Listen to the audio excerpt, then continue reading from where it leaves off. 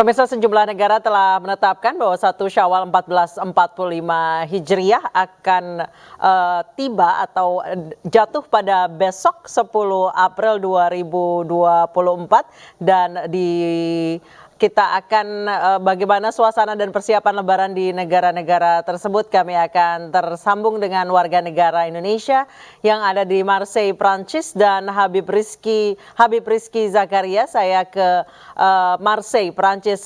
Selamat malam waktu Indonesia, Mas Bob, dan juga ada Mas Fikri yang berada di Gaza, Palestina.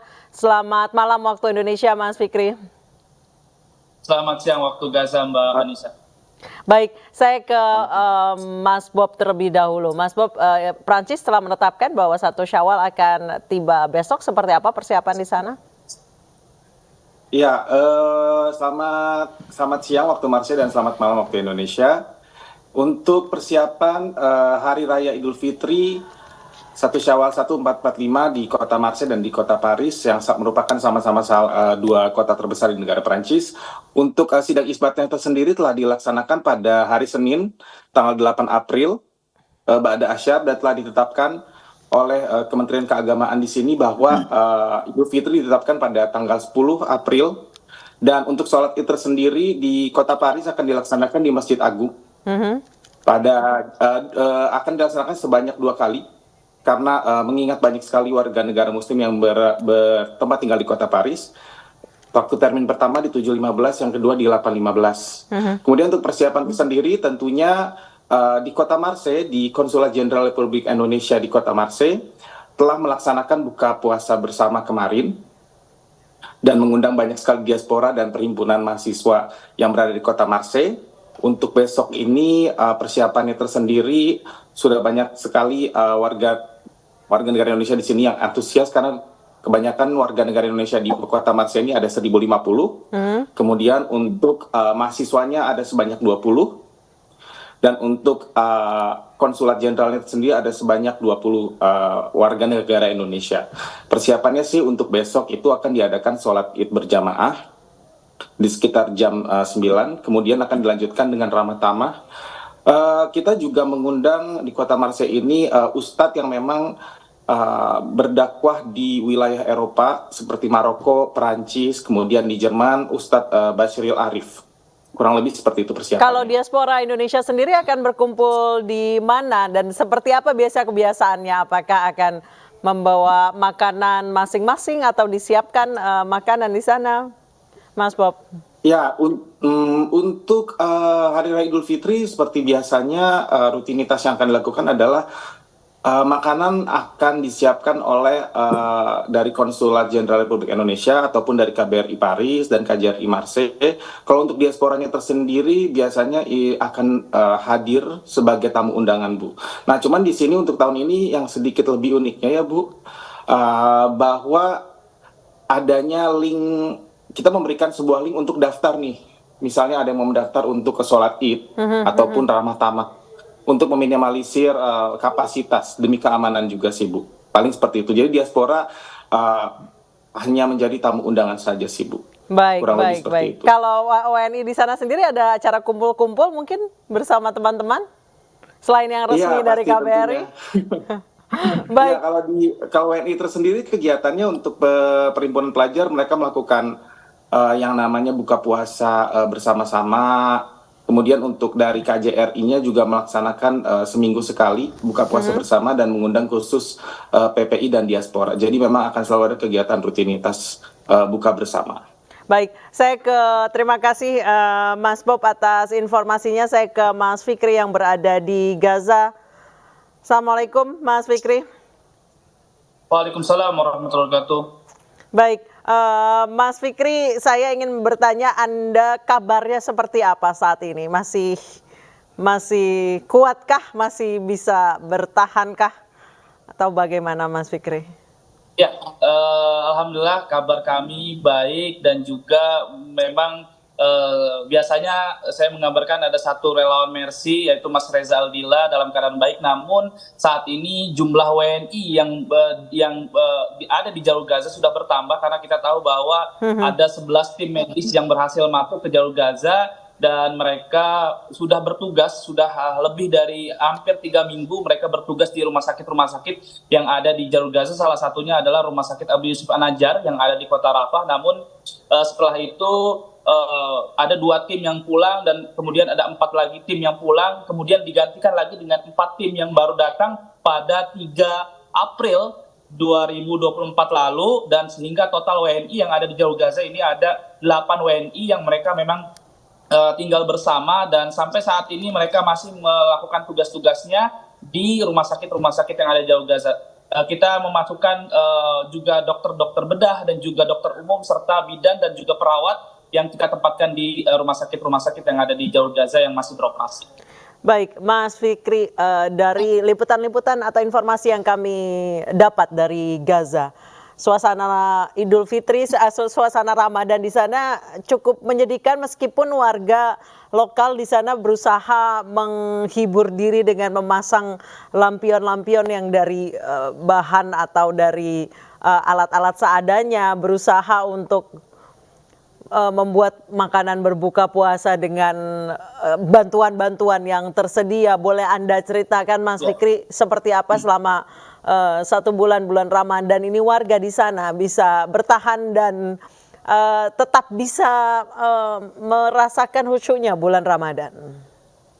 Ya, kalau kita boleh melihat di Indonesia saat menjelang Idul Fitri, banyak masyarakat kita yang melakukan mudik ya ke pulang kampung ya, ke tempat mereka masing-masing. Namun di jalur Gaza mereka juga melakukan pulang kampung sebenarnya, karena jalur Gaza yang kami dapatkan informasi sudah ada penarikan terhadap pasukan Israel, sehingga masyarakat yang mengungsi yang ada di kota Rafah mereka bisa kembali ke kota Khan Yunis. Namun cukup berbeda dengan mudik yang ada di negara kita di Indonesia, di mana masyarakat hanya bisa berjalan kaki karena tidak adanya transportasi yang mereka bisa gunakan, dan ketika mereka kembali pun mereka tidak mendapatkan apa-apa selain rumah mereka yang hancur, barang-barang mereka yang sudah rusak dan juga sudah tidak bisa digunakan kembali begitu. Dan ini cukup sedih sekali berita yang kita terima tentunya.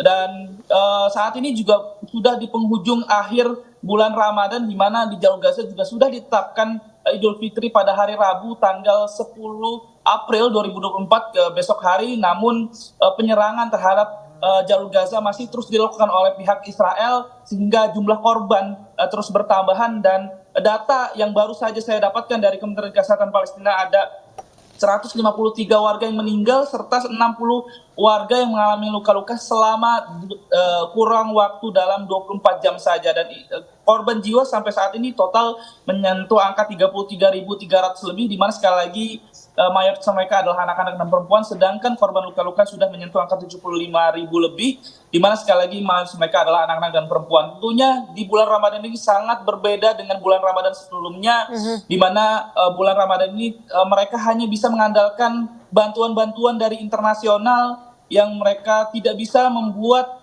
makanan spesial mereka di saat bulan Ramadan kemarin. Namun pada bulan Ramadan ini mereka hanya mengkonsumsi makanan-makanan yang sederhana saja. Mereka berbuka puasa dengan sederhana, mereka sahur juga memakan dengan masakan sederhana, sehingga kondisi di jalur Gaza belum bisa dikatakan membaik karena serangan masih terus dilancarkan dan bantuan-bantuan juga masih sulit untuk masuk ke jalur Gaza.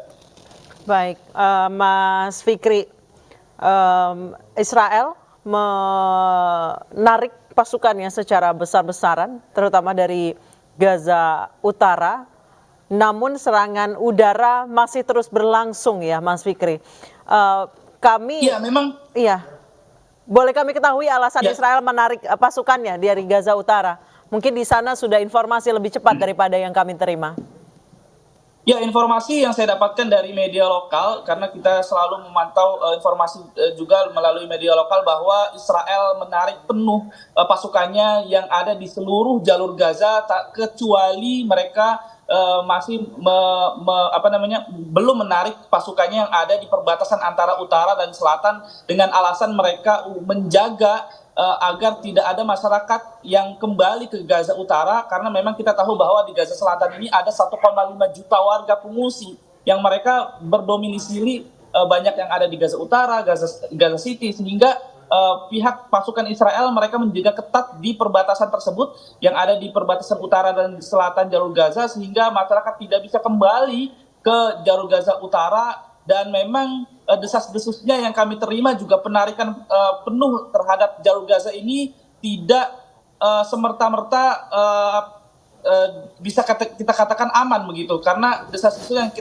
kita dapatkan, informasi yang kita dapatkan bahwa penarikan pasukan terhadap jalur Gaza mereka artinya akan juga menyerang serangan darat ke jalur Gaza bagian selatan, terutama di kota Rafah, karena pihak Perdana Menteri Israel Benjamin Netanyahu mengatakan bahwa mereka akan tetap menyerang kota Rafah walaupun saat ini sedang ada perundingan gencatan senjata baik dari Hamas dan juga pihak Israel bertempat di Kairo sebagai mediator atau mediasi yang memediasikan mengenai gencatan senjata ini. Namun informasi yang kita dapatkan juga memang tentang gencatan senjata ini belum ada kabar baiknya atau belum ada kabar yang kita bisa dapatkan apakah adanya gencatan senjata atau tidak. Namun yang jelas sampai detik ini pihak Israel masih terus melakukan penyerangan walaupun saat ini walaupun sebentar lagi memasuki Idul Fitri. Baik, jadi masih ada ketakutan bahwa justru pasukan Israel ini akan menyerang Rafah yang saat ini bisa dibilang menjadi pusat para pengungsi tinggal. Iya, betul sekali, karena sekali lagi kami mendapatkan informasi bahwa Perdana Menteri Benjamin Netanyahu akan melakukan serangan darat terhadap kota Rafah yang ada di jalur Gaza Selatan, yang seperti yang saya sebutkan bahwa ada 1,5 juta warga yang mengungsi di jalur Gaza bagian selatan tersebut, dan terutama mereka tersebar titik-titiknya yang terbanyak atau pengungsi terbanyak adalah di kota Rafah tersebut. Walaupun mereka seperti yang saya jelaskan seperti tadi, banyak mereka yang sudah kembali ke kota Khan Yunis karena banyak pasukan Israel yang sudah ditarik dari daerah tersebut. Namun banyak warga juga belum bisa kembali ke jalur Gaza bagian utara karena memang domisili mereka banyak yang ada di Gaza Utara ataupun Gaza City. Namun karena penjagaan ketat oleh Israel sehingga masyarakat belum bisa kembali ke rumah mereka masing-masing. Baik, saya kembali ke Mas Bob. Mas Bob, biasanya diaspora Indonesia di Perancis itu setiap Lebaran ada rutinitas atau kebiasaan apa, Mas Bob? Untuk kebiasaan tersendiri sih seperti biasa, misalnya ada perhimpunan-perhimpunan seperti DWP, jadi itu perhimpunan istri-istri para pejabat yang ada di wilayah sini. Biasanya mereka melakukan buka puasa bersama, pengajian, kemudian juga biasanya berbelanja bersama, pengajian, kemudian sholat juga di salah satu masjid terbesar, Masjid Al-Islah yang ada di Distrik 15. Kurang lebih seperti itu, Bu. Baik, terima kasih banyak Mas Bob. Mas Fikri. Mas Fikri, tetap jaga keselamatan. Kami doakan semoga rekan-rekan warga negara Indonesia di sana diberikan keselamatan dan semoga besok warga di Gaza bisa melaksanakan salat Idul Fitri dan merayakan hari raya Lebaran dengan aman tanpa adanya serangan dari Israel. Terima kasih banyak Mas Fikri, Mas Bob telah bergabung bersama kami. Selamat Lebaran.